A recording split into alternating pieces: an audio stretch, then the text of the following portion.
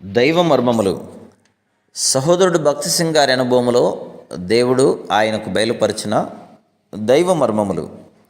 April 20. దేవుడు దహించు అగ్ని అయి ఉన్నాడు.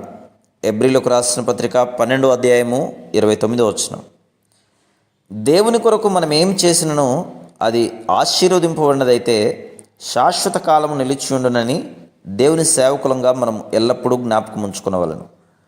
మనం చేయనది యావత్తు పరిశోధింపబడవలసి ఉన్నది, పరీక్షింపబడి రుజువు చేయబడవలసి ఉన్నది.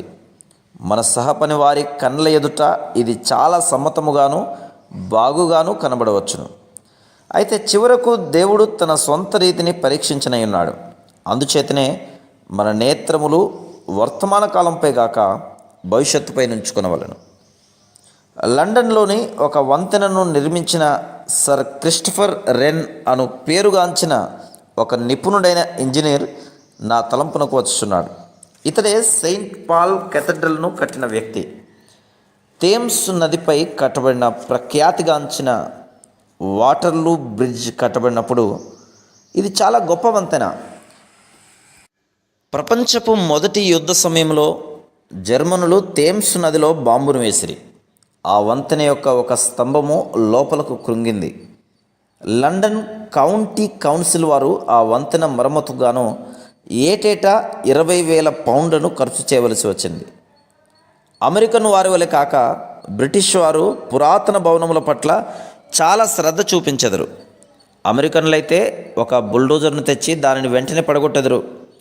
ఆ వంతెన మరమ్మతుకు ఖర్చు ఎక్కువ అవుతున్నందున క్రొత్త వంతెనను కట్టిరి.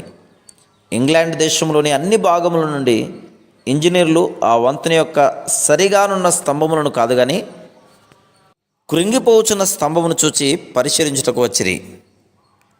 ఒక వంతెన నిర్మించినప్పుడు పొడవైన దూలములను నదీ గర్భములోనికి నింపుదురు.